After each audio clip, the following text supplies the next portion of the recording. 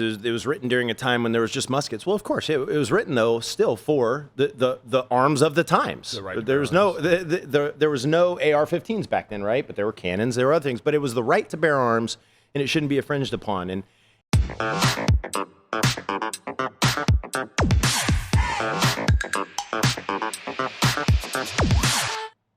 well, here we are, back Welcome at the back. journey. That's right. Welcome back. Yes. Talking about Peter Francisco's life. with our mega pints of coffee. Mega pint. You know, what would a morning be without a mega pint? Of coffee, yes. Of coffee. Oh, yeah. Of coffee. We need to clarify that. We need to clarify that after a very well-publicized trial has just taken place. But yes, this is a mega pint of coffee. Mega pint of coffee, in case anybody's wondering out there. Because we don't believe happy hour is anytime. Maybe we do. I don't know. We do.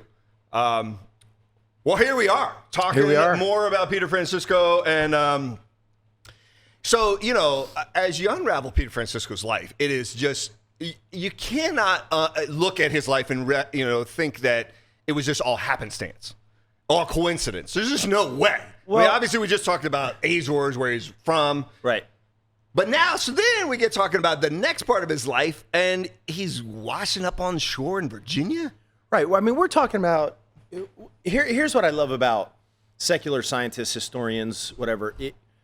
There's literally, if you mention Christ or a divine plan, that doesn't even pass through their consciousness, right? It's just like, nope, we're just going to leave that to the side because that doesn't exist.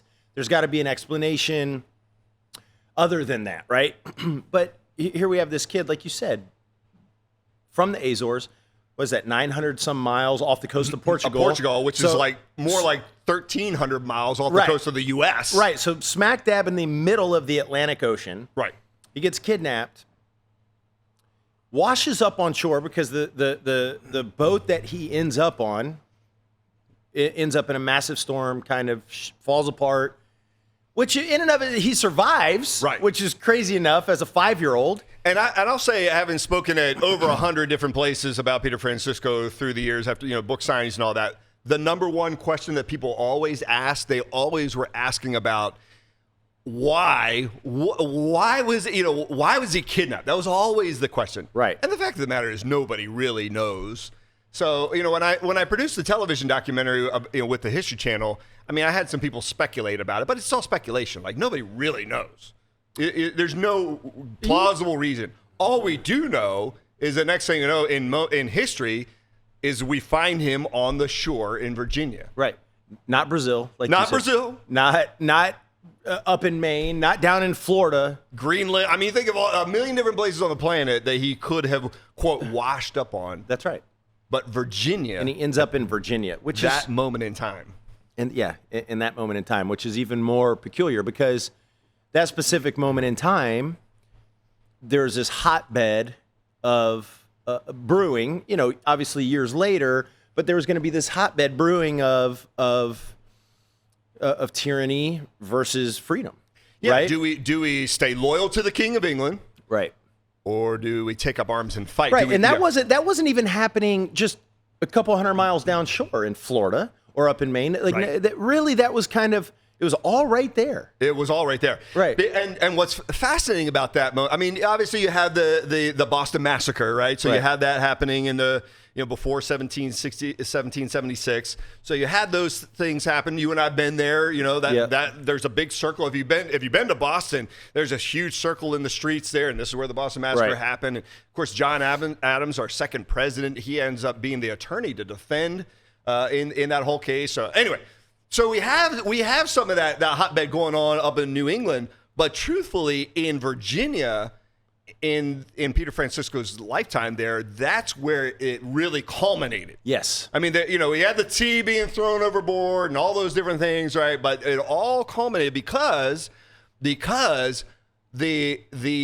King of England had locked up all of their ammunition, all of their guns, and put it in a church in Williamsburg. So you can go to Williamsburg and you can actually go check out that church. They had locked it all up, put it all in. So now they were armless. They had no ammunition. They had no way of defending themselves. And so that's where it really culminated. They had all their guns have been taken away, and the British were sending troops. So they have no way of defending themselves, and troops are coming. Right.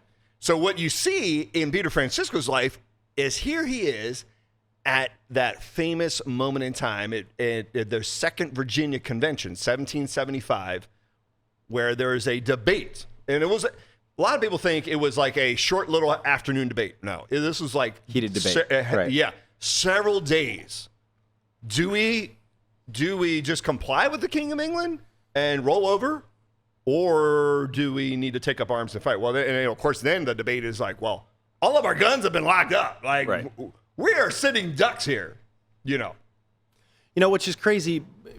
And one of the reasons we wanted to start this was obviously to talk about our journey, the film journey, but have our guests on talk about their journey in life, where they arrived, where they are, but also because we believe that our show and this podcast in particular is at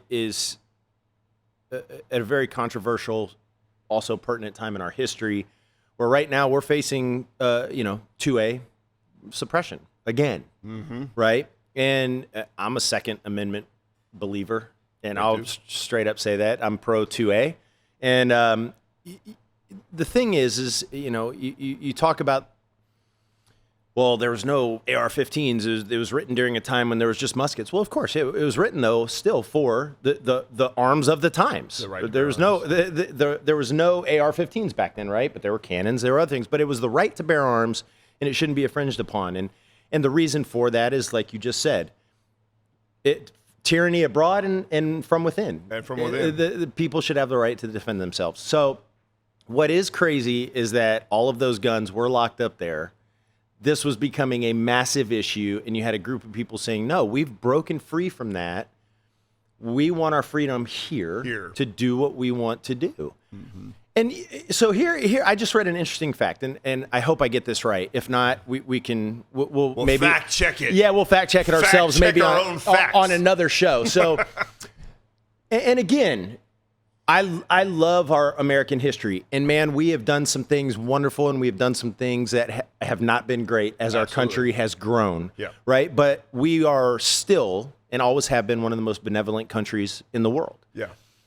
But as we've grown, we've gone through growing pains and done a lot of things good and right. So you're talking about the King of England had locked up all of our guns in Virginia, taken away the arms of the people, right? So they couldn't defend themselves. The last time that happened in this country, I believe, was in the middle 1800s, the Sioux Indians. Yeah, late 1800s, if I remember right. And it was our government. It was 1880s, something like that, I think. 1860 to 1880, somewhere in there. And our government, again, we've done some things wrong. And this was one of those things wrong. But it's painting a picture of this is what happens when you coerce a people to lay down their arms. The Sioux Indians, our government said, lay down, give us your guns. It's for your protection. And then they turned around and slaughtered all of them because they had no way to defend themselves anymore. I think it was 297 of them that were killed. Right. It's crazy. After they had all given up their arms. Exactly. So, not to get off on a tangent here, but 2A is important. And the founding fathers, I think, believed that governments can get corrupt. Absolutely. They'd seen it in history. I mean, obviously, you're talking 1776. They had recorded history of governments. Tyrannical governments. Tyrannical governments. So the Second Amendment was really all about protecting yourself from the government if it goes awry. Right. Now, we will obviously like to believe that our government would always be in our best interest. We would like to believe that, but is it always? And obviously, in that story in the 1800s, the U.S. government was not in the best interest of the Sioux Indians. And so in that scenario, that's why our founding fathers put that Second Amendment. In all their infinite wisdom, which again, in my opinion, points to a divine creator, points to divine intervention. Obviously, our founding fathers saw it. The guidance of the Lord, and which is why that piece in there and our Constitution, I believe, is so cool. So then we have Peter Francisco at that moment in time at St. John's Church. Again, you can go to St. John's Church, and it's downtown Richmond, Virginia, not too far from right smack downtown, the Capitol building. And here's Peter Francisco. Now, we didn't probably really unravel that. He's washed up on shore. He's taken in by Patrick Henry's uncle, which is Judge Winston. Which is, again another step where you're like, wait, how did that even happen? He could have been.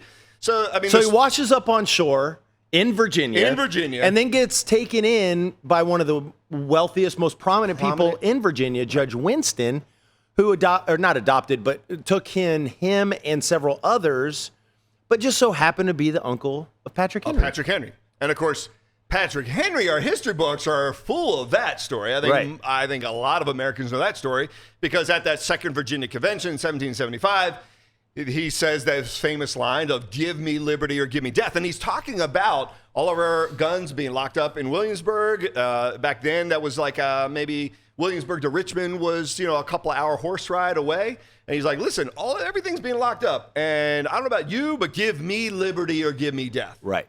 I'm going to go get my guns back, and I will defend myself. And that was truthfully what that "give me liberty or give me death" moment. Well, here's Peter Francisco there. Now he's there at the church at that moment in time. Now during this debate, listening to Patrick Henry. Exactly. Meanwhile, this whole time growing up, though, he's a slave. Yeah. Or he's working Judge Winston's plantation. He's not a slave, but he's also not adopted by Judge Winston. Right.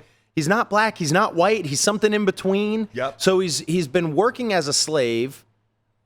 We'll just call it, he's been working the plantation his whole life. But I always say he was such a big dude, as we know. He was this massive giant in his day. That Judge Winston's like, "Hey, if things go bad at that convention, my security. Yeah, you're my security guard. Like, I need some badass." Yes. We said badass. Yes. Well, I need a badass warrior dude that can defend me. That's right. And there's so he ends up becoming also Judge Winston's kind of carriage driver. Exactly. In real life, he was a carriage driver. So if Judge Winston was going to go see his nephew talk, Peter Francisco would naturally be with him because that was his job on the plantation at that point. So the church, if you go to that church, the church has actually been expanded, and we've been there. So I think we'll put some pictures out there on Instagram and whatnot. But it holds about 100. In that day, it held about 120 people. So it's packed church. But then you have people listening in around with the windows open to the church and listening to the whole debate for several days. Peter Francisco's there. That fires him up to join the American Revolution. And so that's that moment in time in his life. Again, we can see God's sovereignty in his life, but that moment in time that he was there, and that was just God ordained, right? That here he's taken in by Patrick Henry's uncle, Judge Winston. He's there at that moment in time. Again, you think of the slave or whatever indentured servant that he was. How many other ones did Judge Winston have on his plantation? They didn't ask them to be there at that moment in time. Right. Again, that's God's hand in his life. So, as we unpack this, we've gotten to know so many different people, but Dr. Roger Schultz, he's the Dean of Arts and Sciences from Liberty University, and he's a good friend, big fan of Peter Francisco. And so we sat down with him not too long ago, just asking him about this, to weigh in on God's sovereign hand in the birthing of our nation. And now, Liberty University, for some people that don't know, it's the largest Christian university in the world. Over 100,000 students. Over 100,000 students. Oh, okay. So you have the Dean of Arts and Sciences, Dr. Roger Schultz, weighing in on. And so he couldn't be with us on the program, but watch this clip. Many historians are secularists. They have no room at all to see divine action in history. One famous historian of the American Revolution said that the last portion of the 18th century was the most creative, dynamic, and influential period of American history. But he didn't know how to explain for that apart from blind luck, because this historian said he would declare inadmissible any explanation of this as a divine event or influenced by God. And that's the position that many historians have come to. They don't know how to explain the remarkable things of the American War for Independence because they've entirely written God out of the equation. David Hackett Fischer, who's a prolific American historian who's written excellent books about the American Revolution, has this fascinating line in his book, Washington's Crossing, which is a detailed analysis of the events at Trenton. And he starts in a historiographical essay talking about American ideas of providential event. He said the first interpreters of the American Revolution were the participants. By and large, Americans of the revolutionary generation did not regard the victories at Trenton and Princeton as their own doing.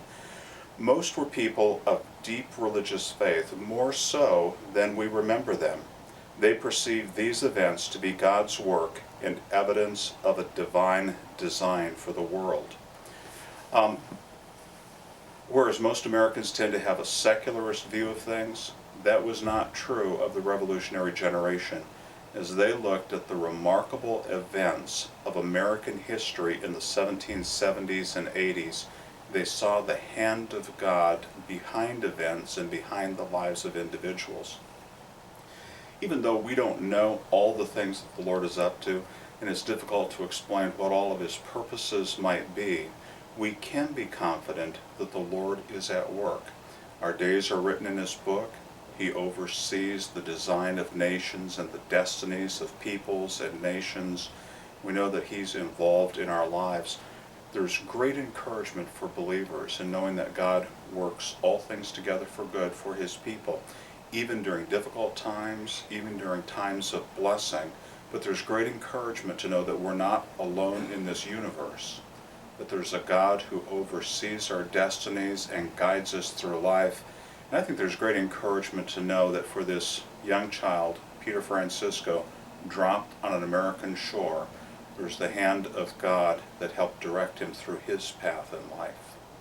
So here you have Dr. Roger Schultz, Liberty So cool, University. man. Such a good. He's talking about Washington's Crossing. That book I have not read. I feel bad, but I ordered it after watching that clip again. I'm like, I need to read it too. I got to watch that. But you can't. It's amazing when you unpack the American Revolution and then you look at little Pedro's life, kidnapped from the Azores, dropped. You cannot unpack the story without seeing God's hand. That's right. In his life. Yeah. Impossible. Impossible, man. There's too many variables, and just the course of his life and how it all kind of plotted out. Hindsight's always 20/20, right? You can always, everyone's the best Monday quarterback. Right. And it's when you look back on his life and how it kind of unfolded, you're just like, wow, this is as we can do in our own lives sometimes. Right. Look back and go, wow, God, you really had a plan there. That is so And had true. it gone the way that I wanted it, or maybe another direction, it would have ended, just terribly. So, to listen to one of these prominent professors in history, kind of, it's refreshing to hear a mind like his who's studied this for so long and just go, there's no other explanation other than the fact that God had his hand on this, young boy's life. When you look back at our own story, and all of us have tragedy of our own, maybe not to the degree of Peter Francisco being kidnapped, never seeing his family again. But then you see how God used that in his life for God's glory, really. That's right. And for the birthing of our nation. So that we're still 250 years later, we're talking about Peter Francisco. And then to look at our own life, and obviously we have tragedy. Obviously we have things where we're like, man, I wish I hadn't gone through that crap. Mm-hmm. But yet to then look at Peter Francisco's life and see how God used that. Yes. And then to look at our own life and go, man, I don't see it right now. But how is God going to use that? Absolutely. And he always does. Always does. Always does. Those are the moments, I think, in everyone's life, as painful as it is to go through. I know in my own personal life, some of the most painful moments in my life I look back on and I go, wow, I wouldn't be the person I am today for the better. For the better. If I hadn't gone through that. Now, I do think there's circumstances where people become bitter or people become, a little enraged about what has happened to them. They get into the different, they go down a different path. But if you look back and you really go, look, God, you had a plan there. And I want to see what God always, he turns, everything for good. Yeah. And he can use any tragedy, to either better ourselves or better, those around us or whatever it is. So it's awesome to see Peter's life, I know in your life, in my life, to look back and just go, wow, thank you, God, that even though those hardships came, which hardships going to come whether you want it to or not. It's gonna come. It's always best to look at it and go, okay, well, I'll learn something from this and I'll be better on the other side of it. Of course, Peter Francisco did that and took it to another level, which is great. Well, next show we'll talk about he joins the American Revolution, but then what? What is he famous for? What happened? Yes. So tune in to the next show. Hey, big shout out to Roger Schultz, big fan of Peter Francisco. Thank you, Roger. And tune into the next show as we keep unpacking the story. Thank you guys so much for checking out this episode of Luso, The Journey. This journey wouldn't be possible without you guys. And look, there's many ways that you can help, but one of the biggest ways that you can help is by subscribing to the channel, also sharing it with all your history-loving friends and all your friends who don't love history, and join us on this journey.